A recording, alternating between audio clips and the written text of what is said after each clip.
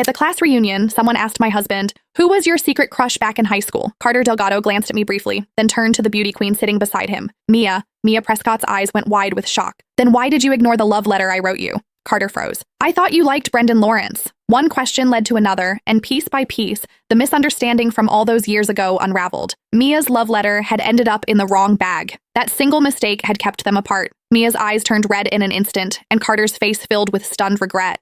The people around us started making snide remarks. "Come on, how is that dramatic? A love letter that just happened to end up in the wrong bag? You don't think someone might have switched it on purpose?" The air went dead. Every pair of eyes in the room turned to me. Most of our classmates had no idea that Carter and I had been married for 5 years. All they remembered was that I was the ugly duckling who'd shamelessly chased after Carter Delgado back in the day. I turned to look at him. I wanted him to say something. Anything. Even just one sentence, that he was the one who'd pursued me. But he said nothing. Just like the rest of them, he stared at me with an unreadable expression.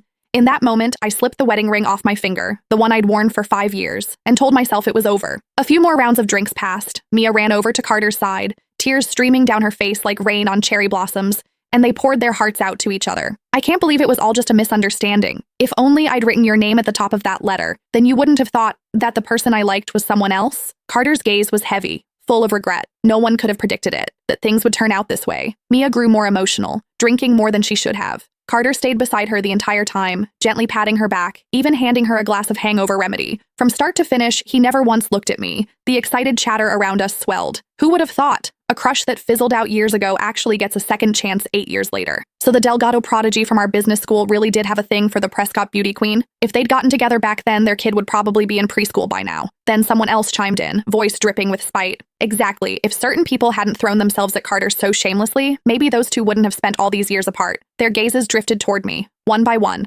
Not quite direct, but impossible to miss. I clenched my fists, pressed my lips together, and said nothing. The whispers continued. Then one of the more outgoing classmates slid into the seat beside me, leaning in close. "Serena Whitmore, was it you? Tell the truth. Did you swap the love letter on purpose so those two would miss their chance?" My expression turned cold. I was about to say it wasn't me, but the crowd erupted before I could speak. I'd bet money on it. Everyone used to say Carter and Mia were the golden couple. They were obviously into each other. The only one who didn't get the memo was Serena, pining away, staring at Carter every chance she got. We all saw it.